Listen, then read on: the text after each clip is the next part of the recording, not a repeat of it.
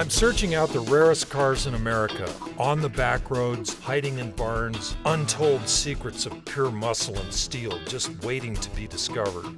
Gold on wheels. Oh my gosh. My name is John Hames, and it's my journey to find them. Yeah, hello gorgeous. Look at that. I am the American Car Prospector.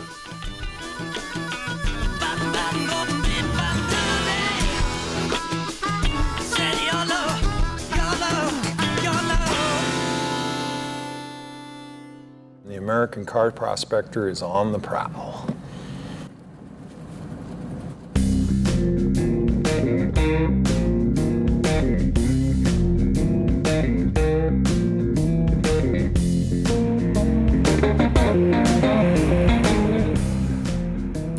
So today we're in Byers, Colorado at High Plains Raceway. We're going to do some hot lapping with some friends of mine. We got a couple buddies of mine bringing out some high-performance Corvettes and a Subaru rally car. And we're not going to be competing today. We're just going to be doing some testing and tuning and hot lapping. And it's going to be a lot of fun. We've got perfect conditions today. And these are some good friends of mine that have some really bad cars. And today's a great opportunity for me to get some seat time. We're going to have Mike Pettiford with us, who is arguably one of the most talented road course drivers in the world, and he runs a racing school called Go For It. John's friend, Mike Pettiford, is a 32-time SCCA racing champion and owner-instructor at Go For It Racing School at High Plains Raceway. Mike has more road course wins than anyone in SCCA history. He owns a ton of race cars, and one of those is a 638 horsepower ZR1 Corvette. The car spotter, or John Hames, either one, doesn't have any formal driver training. And so you're going to hear Mike cautioning me about using these vehicles in a way that would result in me being able to reuse them, if you get my drift. The whole idea is to have fun doing this, and that's what we do, is we have fun. And this is some of the most fun that a car guy can have, which is hot lapping at High Plains Raceway.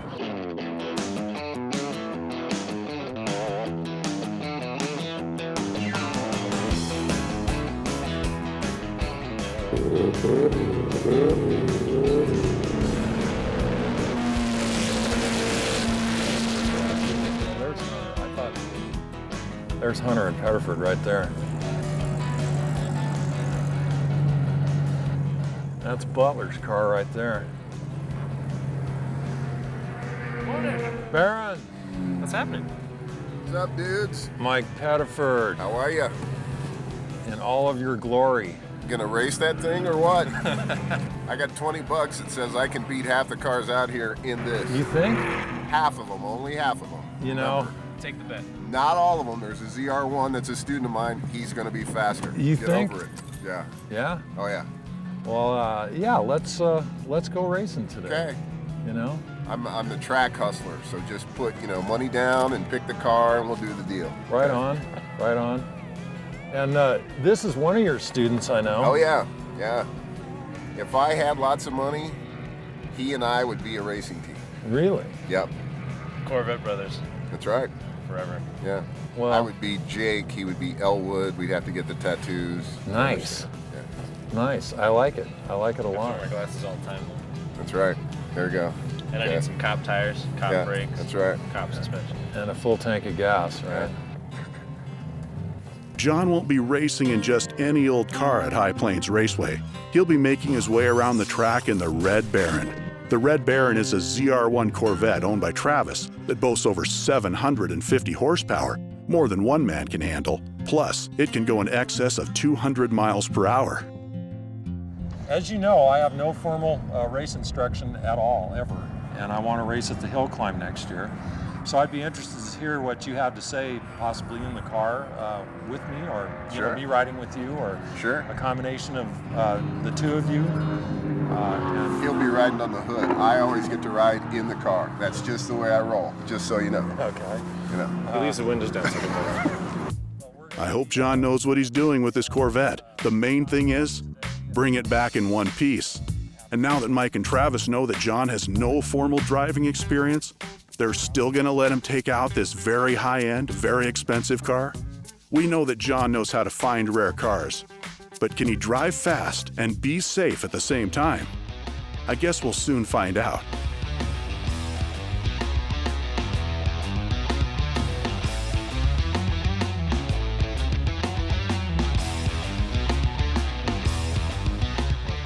Just as John is pulling away in Travis's beautiful Corvette, he's flagged down by his crew, telling him that a call just came in on a rare, original 1970 Oldsmobile 442, not far away from the track. Will John take the gamble of going racing, knowing that someone else might beat him to the punch on this rare 442? Or will he take off and skip the track, knowing how valuable the 442 find is? Stay tuned.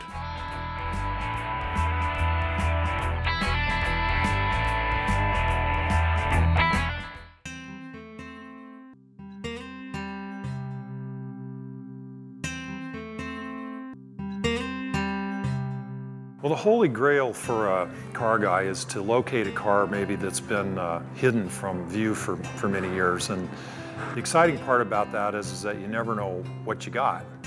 I know where there's some cars that I'd like to go find right now that I've heard about. And we might get there and it's nothing, or we might get there and it's a one-of-a-kind, very rare vehicle. And that's kind of the holy grail, is if you could find one car during your lifetime that was a very rare car, that maybe had been hidden, maybe part of a collection that no one knew about. Occasionally, entire buildings full of these vehicles are found, entire barns full of cars. But they're not unheard of. There's still a few of them out there, and it's just a matter of being the guy that's out there looking for them and then being lucky enough to find one. And I've found a few barn finds myself.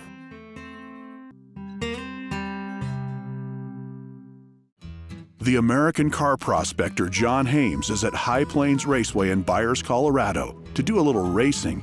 But just as he got strapped in the car, a call came in on what could possibly be a rare find, a 1970 Oldsmobile 442 lurking in someone's garage just a few minutes from the track. John talked to the owner and was assured he would get first dibs, so he decided to stay on the track and have a little fun. I just got off the phone with somebody. There's a 1970 Oldsmobile 442 that's less than 10 miles from here, and we're gonna go have a look at it just as soon as we're done. You ready, Travis? I'm ready. Let's hot lap, brother. The Oldsmobile 442 was introduced by Oldsmobile as an option for the Oldsmobile F85 and the Oldsmobile Cutlass. The standalone version of the 442 was conceived in 1968. The name 442 comes from the configuration of the car: a 4-barrel carburetor, a 4-speed transmission, and dual exhaust. The 0 to 60 ratio on this beast is 7.5 seconds. Top factory speed, 116 miles per hour. The total number of 442s manufactured was about 2,999. Wonder why they didn't just round that up a little and make it an even 3,000. I sure hope John gets something going on this car. Complete 442s are pretty rare. And I'll bet if John does find this car, he's gonna pay a premium for it. John's all fueled up, strapped in, and ready for the ride of his life at High Plains Raceway.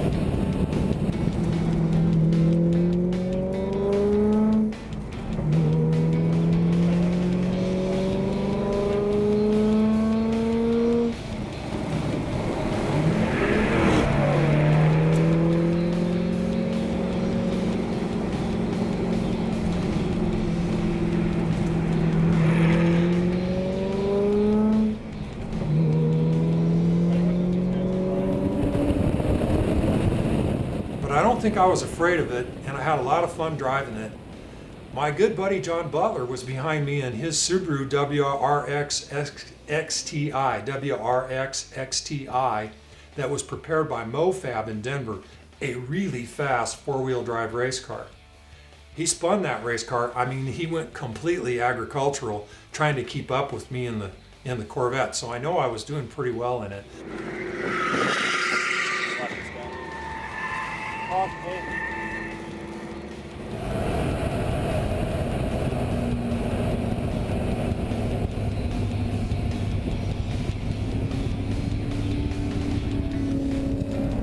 I just want to point out to you that I brought your car back in one piece. You did bring it back in one piece. I appreciate that. I'm just saying. It's kind of a difficult experience because of the physics involved and everything, but I'm pretty proud of how I did. So what did you think?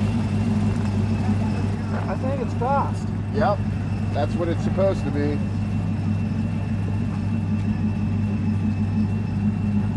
It certainly sounds fast.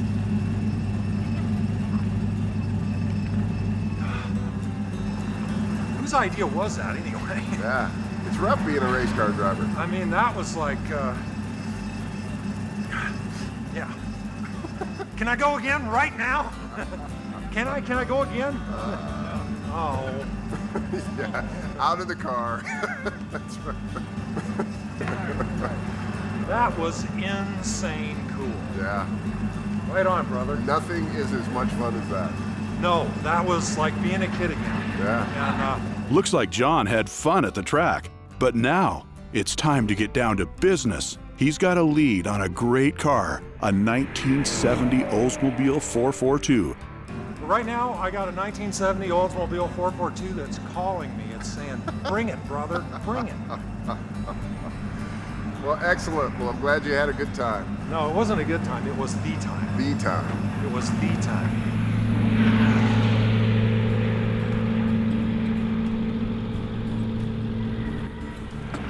Okay, we're leaving High Plains, and that was really incredible. I got to drive that super fast Corvette in a hot lap.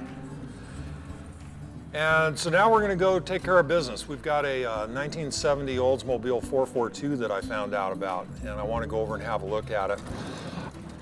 442s are really good cars, and this one sounds like it might be exactly what I'm looking for. I've been looking for a 442 all year, and I looked at several that I didn't buy because they were just too rough. This one's been garaged. Sounds like these people know what they've got, so I doubt this car can be stolen from them, but it might be bought right. So we'll find out here shortly.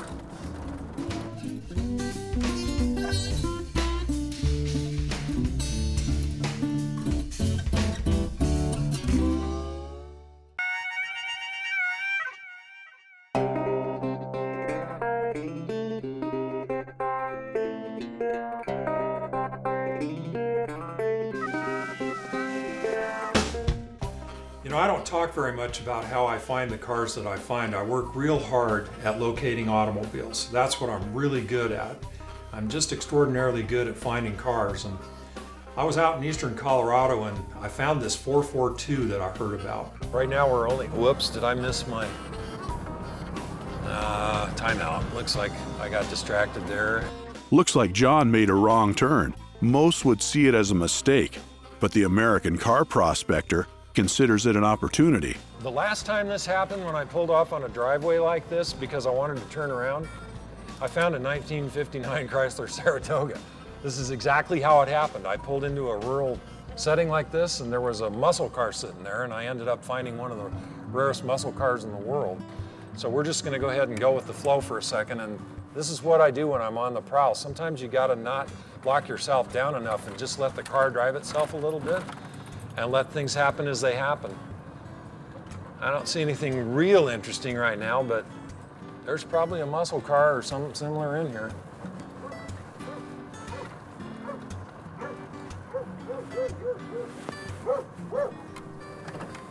See, right now, we can't see the car, but there's a car here, and that we know that because I'm here. Yeah, see, this guy's a car guy. He's got lots of iron here, lots and lots of iron, and he's parting and he's dismantling and he's wrecking. And this guy works with his hands. You can see the combines and the different old equipment and stuff. He keeps all this equipment running himself. So he and I'll meet. We'll come back here when he's home. But this guy doesn't have the good stuff out here in the open. He's got it put away somewhere. It might be down in town somewhere, but he's got cars somewhere. This guy's a car guy. And the reason why we missed the turn was because we'll come back here at some point in time and we'll find out who he is and find out where the cars are.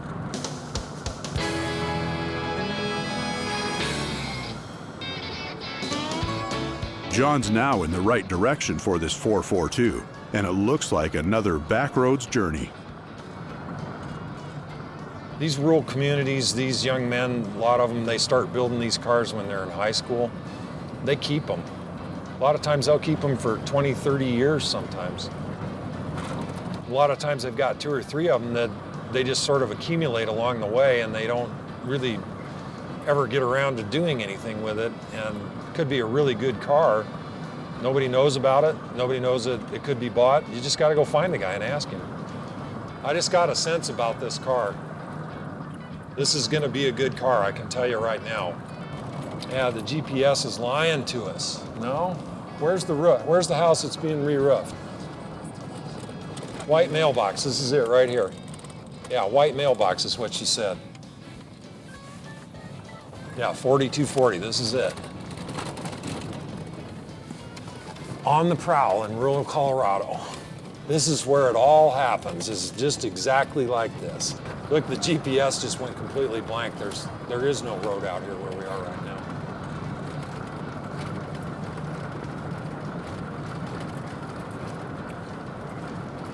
Is that it? The 442's in the garage, see it? Oh, yeah. I see you. Looks like he came home from work, too. These people want to make a deal on this car. And that's good news, because you know what? I want to buy a car today. Today, I'd like to buy a car. Oh, yeah. Hello, gorgeous. Muscle car, that's what we're talking about right there.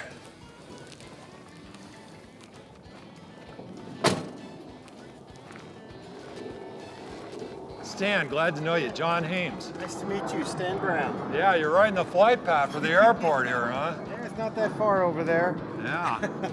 Well, what do you got here? Well, it's actually it's the first car I ever bought. It's my 74 Ford. Get out. You bought that new? No, in 78. In 78, but it was your first car? My first car. Get out of town. Yeah, no. Seriously? Yeah. Yeah, had it for 33 years, but... 33 years? Yeah. And the wife said you have to start sleeping in it if you don't sell it, huh? No, actually the wife's kind of sick and we got a lot of hospital bills. Oh, dear. So I need to sell it. Oh, dear. Otherwise... Dawn, I talked to her on the phone. Yeah. Yeah. Well, I appreciate you meeting me, and Sure. yeah. Can we take a look? Oh, absolutely. That's what it's about. 29 years of diabetes, and so it's all the complications. And 2 years ago, she had 2 heart attacks and ended up having 6 bypasses. So I got a few hospital bills there. So, you know, it's not all going to that. You know, we're going to pay some bills, but, you know, I want to take her out a little bit. She loves the mountains. She doesn't get out too much. So, you know, take a little time, take her up to the mountains and kind of enjoy it as much as I've enjoyed this for 33 years. Yeah, everything is still factory on it. The only thing that's not on, like I say, is the carburetor. The air cleaner's hanging on the wall. But runs great. Like I say, all the mechanics, I do mechanic on the side too. Yeah. Runs great. It just needs, you know, needs tender love and care. John knew right away this 1970 442 was in great original condition. Like Stan said, just a little TLC, and this 442 would be new again. John hasn't heard the price yet, but this car is truly one of a kind, and most likely calling his buyers group right away. And Stan had bought this car. It was his first car. It was a really great example of a classic American muscle car. He's a mechanic by trade, and he'd been through the front end and the steering and the shocks and suspension. And he'd really done a lot of work on it, but what he never did was the body work. Everything else was there. The car was complete, had a real strong running 455 in it. Well, let's take a look at the interior. How about that? Yeah, that's probably, you know, your biggest thing.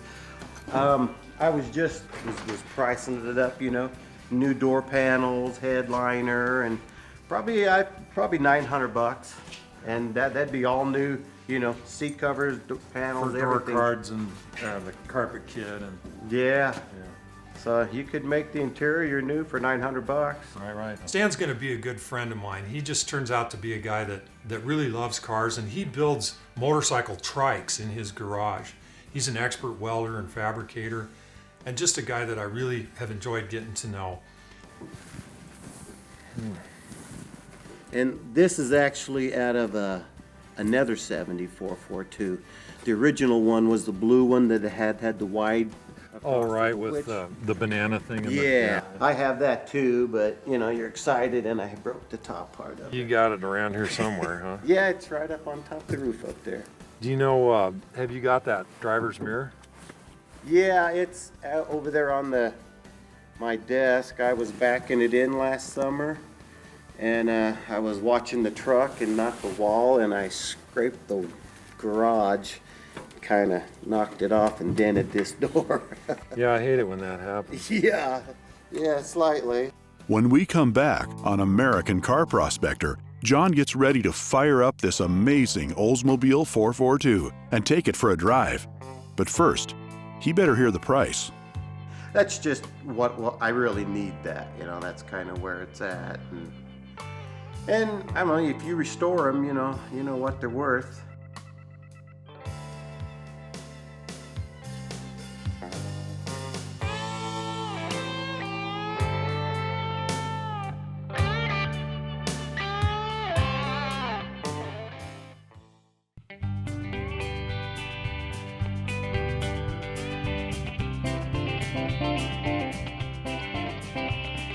We found a 1959 Chrysler Saratoga in northern Colorado this spring that was an extraordinary car.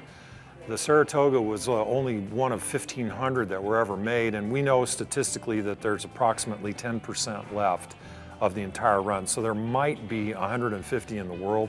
There's only 50 in the registry, and this car was not in the registry, so it was an undiscovered, complete, original 1959 Saratoga.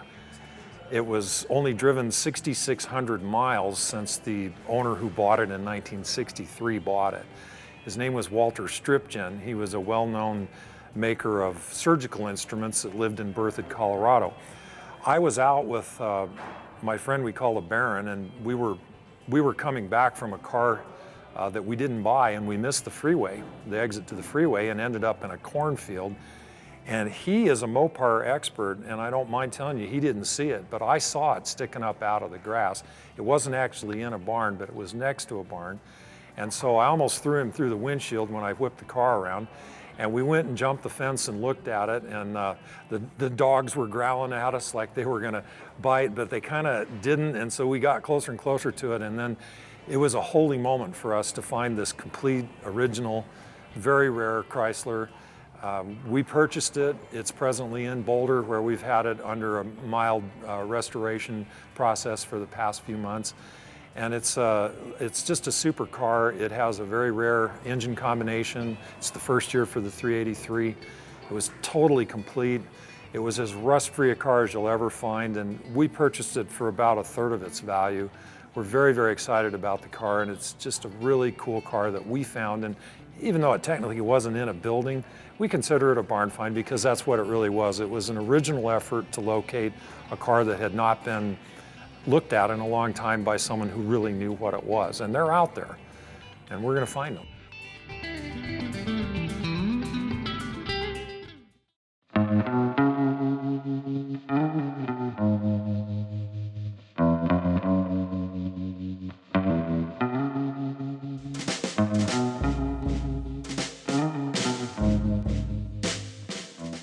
John had a great find today with this 1970 Oldsmobile 442. Plus, he got the opportunity to meet Stan, a pure muscle car enthusiast, who's owned this 442 for over 33 years. The reason Stan is selling this 442 is to help pay his wife's medical bills. So letting this great car go isn't going to be easy for Stan, and John fears the price is going to be too high. Before they roll this 442 out of the garage, they better get down to the price. What kind of money were you looking for on it, Stanley? I started out at 6. But yeah, now, you know, I'm down, I'll take 57, and that's just what I really need that, you know, that's kind of where it's at. And I don't know, if you restore them, you know what they're worth. At a price of only $5,700, there's a lot of meat left on the bone of this 442. And with John's huge database of buyers looking for cars just like this, it won't last long. It looks like John will be taking this 442 out for a spin after all.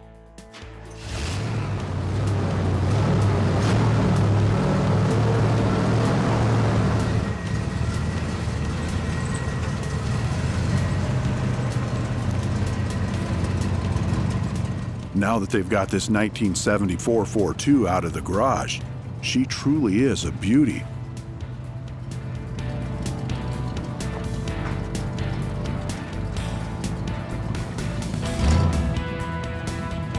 Well, let's crawl under it for a second, shall we? Absolutely. As soon as the thermostat opens, maybe you and I can take it down the street for a minute. Yeah. What do you think? And That car was all the way out there on the prairie east of Denver, and been very difficult for someone else to find it, but I found it.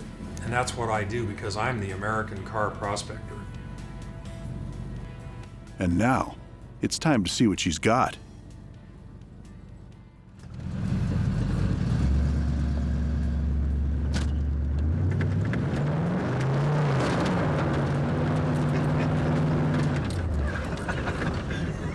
That's what I love about that's these what cars. it's all about. You got it. Yes, sir. Nothing like a muscle car, you know what I mean? It's a great car, guy. It's just a really great car, Stanley. It's nice, solid underneath. I've always loved it. It's been my baby. Yeah, it's got a good, solid trunk and floor plans on it. I mean, it's as good as it gets in this life, you know? Yeah. This is a great, great car, and I think it's worth every penny of what you're asking for it, so I'm not gonna haggle with you. It's worth $5,700 bucks. I appreciate that. Yeah. The real story about Stan is that he's a family man. His wife had been ill, and he didn't really want to sell the car, but he had to raise some money. Well, I'm excited in a good way and also kind of a sad way because I'm going to see it go. But you know, what better way? You know, if I got to sell it, this is the way to do it. I really like, you know, I pick people and you know where you're going, and I'm all right with it. I'm really happy that this is the way it's going. Let's tally it up.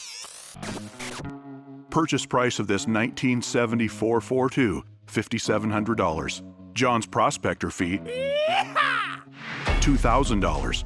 With a potential $40,000 plus after restoration, one of John's buyers can turn a big profit on this one. Looks like the Car Prospector has done it again.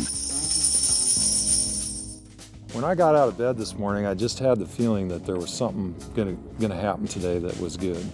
This is not only a great car, it's a great story, and I'm proud to have known the man that's owned this car and kept track of it for 33 years. Significant Hudson collectors in the world. He also knew a lot about other cars. Hey Jay, how you doing? Hey John, good to see you.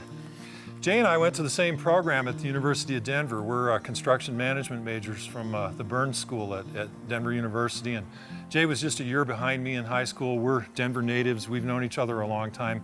I knew Jay's dad as well. I have a story that I'm going to tell sometime about the Packard luggage rack and the microscope that belonged to the University of Denver Dean of the Medical School, and that's for another day. But anyway, Jay, thanks for having us down to the shop. Welcome to the Hudson Garage.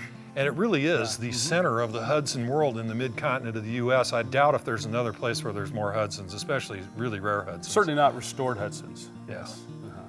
And this example that we have here is going to Barrett-Jackson for 2013. This is one of my dad's pride and joy, and my sister and I have decided to put it in the Barrett-Jackson sale. My dad was really good friends with Russ Jackson and Tom Barrett, and so we have allegiance to that sale. So we're putting it in January. can you tell us just a little bit about the history of the car when your family owned it? Well, my father used to buy and sell cars for other people when he was just getting started his business. And he found this car probably in the early 70s for a wealthy man here in Denver, Zach Brinkerhoff. Zach bought this car. My dad found it for him. My dad always wanted it. He was kind of sick that he didn't have the money at the time to buy it. And then later, Zach sold it to a collector in Wyoming, and my dad just kept ties on it for years and years and years. And then finally, my mom, who she held the purse string, she said he could go buy it. So he went up to Wyoming, I think it was in the 80s sometime, and brought it back. Great car. What do you expect this car would fetch at auction, Jay? Well, it's a no reserve sale, so we're a little bit at risk, but we're actually anticipating, because of it was one of my dad's collection and just his knowledge of Hudson's. He was a authenticity perfectionist. Everything in his car collection is restored with the right parts, the right bolts, everything is correct, and most importantly, they drive, they run.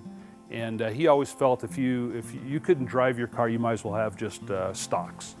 So this car you could drive this car just about anywhere. But we're anticipating somewhere in the mid-hundreds probably. So, but it could be more. If it gets exciting, there'll be a couple museums bidding, we know. So we'll see. I got to go down to the shop and say goodbye to it and watch it get loaded into the trailer. It's a really great example of a 29 Hudson, probably one of about 5 or 6 remaining.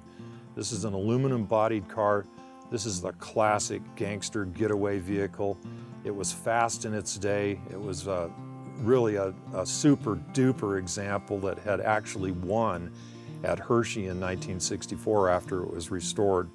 Just really a cool car. We hated to see it go, but it went down to Barrett-Jackson, and Jay was estimating the value might be up around $150,000. My estimate of value was $80,000 to $120,000. What do you think? This incredibly restored, Hershey winning, aluminum body, 1929 Hudson Dual Cowl Phaeton, owned by the Sonneff family, brought at the Barrett-Jackson auction down in Scottsdale, Arizona.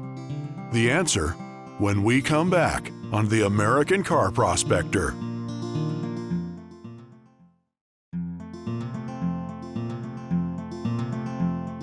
I'll tell you what, the car hobby's been good to me.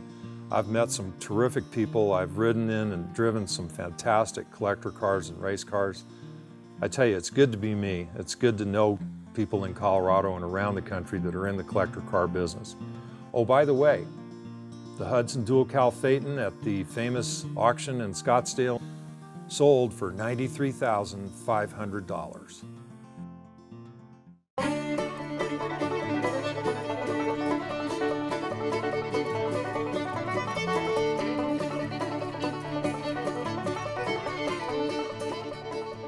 I got a good feeling about this. Today's a good day, and I really need to find a car that I can get for a good buy, maybe something that we can do a little work on and then make some money. I got a good feeling about this. Well, I was in the Bucksnort and I was having a beer and looking for cars the other day, and this couple at the table next door to me heard me talking about old cars. Big garage, like an aircraft hangar with a cruise. So they told me about this guy up in the hills, Jim, that had this Mustang that's supposed to be a real honey of a Mustang, and they told me about it. And I said I'd like to look at it, so they actually gave me the guy's number and called him and told him I was coming. It was great. Lots of times that's how I find these cars, is people give me referrals to somebody that I don't even know. But they know that this guy's got cars and that he probably wants to sell some of them, so that's the voodoo that I do. And I just did it, and now we're gonna go find out what we got. American Iron, the real deal. I smell muscle cars.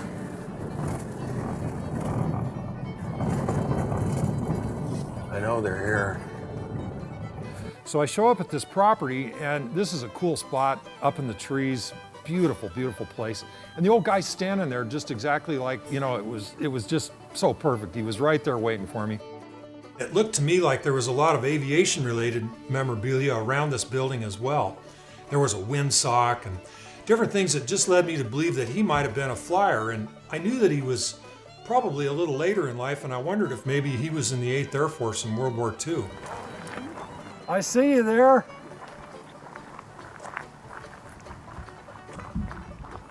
I'm John. John, Jim Davis. Thanks so much for letting me come by. How are you getting along? I'm recovering. Yeah? I broke my back in August. Jim's a very unusual guy. He's 94 years old this year. He broke his back moving a trailer last year, so he's got a back brace and a little oxygen tank that he has to carry everywhere he goes. But talk about a piece of history. This guy is unbelievable. He was in the 8th Air Force in World War II. He was a pilot. We really owe a vote of thanks to guys like him who gave it up for our country. It's really just gets me right here when I think about what he did for us and our country, the awesome, awesome contribution that generation made. Would you like to hear the story I like to tell or the truth? You know, I'd like to hear this story because I heard that you were trying to lift a trailer. Yeah, the tongue on the trailer. Awkward angle. I knew I shouldn't have done it. And that thing snapped like breaking old wooden tinsel. You could hear it. Bang. Oops, and that guy was helping me. He heard it too. Yeah? Anyhow, it's been borderline whether it's going to have to operate or just keep me wearing this brace for a while. So. Right. He's retired, and his sweetheart passed away a few years ago, so he started building a Mustang for his daughter. This guy's really good with mechanics and bodywork and stuff. And anyway, I heard about this Mustang, and I was expecting a lot, but I got to tell you, when I pulled that garage door up and saw that Mustang sitting there, it was a beauty. Lift it. Oh, hello, gorgeous. How are you today? I thought you might say something like that. Red, absolutely, totally complete. It's obvious that he took a lot of time and care to build it, and it was for his daughter. This is a 66, so this is just like the one that we had. And canned apple red, which is back to the original. Right. So you checked the paint code before you painted it? And do you think that's the matching number engine in it? Yeah. And the transmission too? Yeah, it's factory. All the numbers match on it. You can tell already by the look in John's eyes that he knows how amazing and what a rare find this Mustang is, provided everything's there on the car. This will be one that the American Car Prospector won't pass up. That is, unless Jim won't sell it. Easy does it. Like kissing your mother-in-law. Easy does it. So, you know, it was time to get down to business on this Mustang. I'm gonna find a buyer for it, but first I gotta get it bought. All right, let's put the hood down just a little bit there. You say it hadn't been started in a couple of months? Right. So maybe I better pump it once or twice? See, since August it hasn't been started. All right, you're sure the oil's okay? Yep. All right. Okay. Yeah, let's give it a try. It had been completely rebuilt on the driveline. It had the interior updated. It had new paint. And this guy had really taken his time to make sure that this car he built for his daughter was a first-class restoration.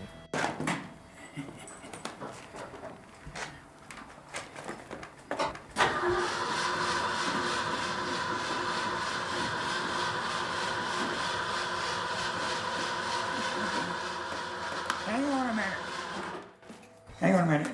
You gonna give it a squirt? I'll talk to it. Okay, you let's go. That's how you talk to him. Yes, sir. You talk to it just like that. Hit it.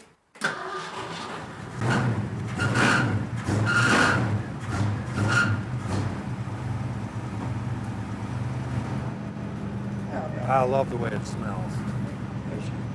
I love this car. I'd like to own this car. 95,213 miles. Boys and their toys.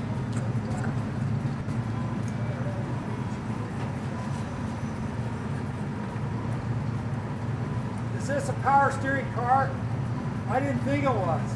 When we come back on the American Car Prospector, will John get this deal done on the Mustang? Or will he run into a snag with Jim's daughter? Right. Well, you got her stirred up. She's all stirred up.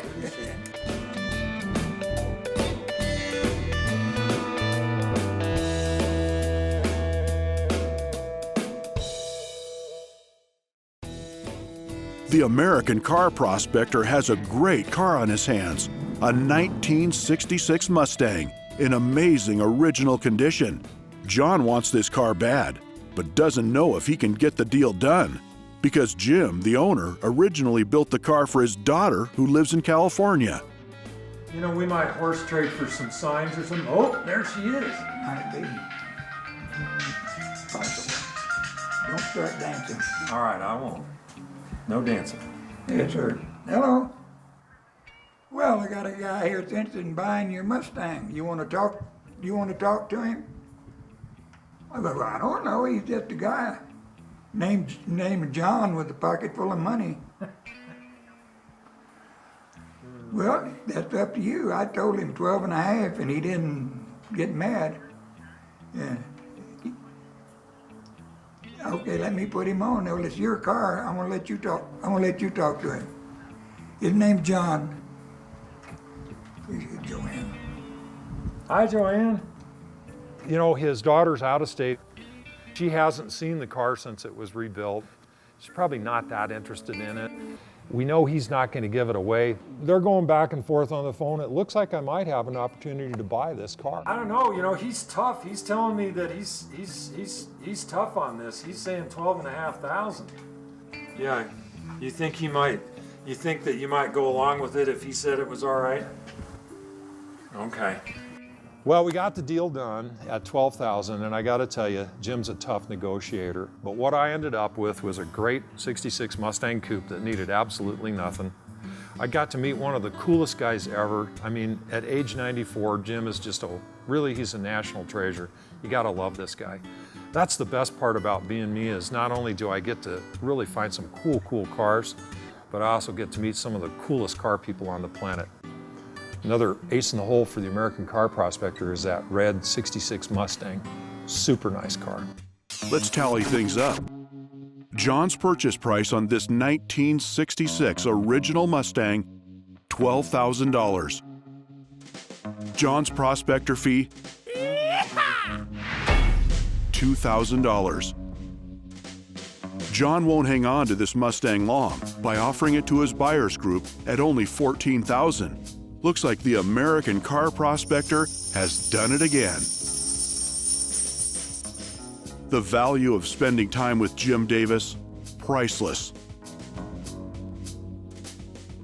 Meeting Jim, I'm telling you, the cars are really why I do this. I love them. But when you get to meet somebody like Jim, that's when you realize that it's really about the people.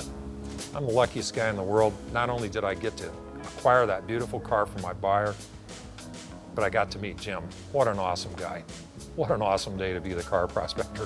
I gotta tell you, I love being me.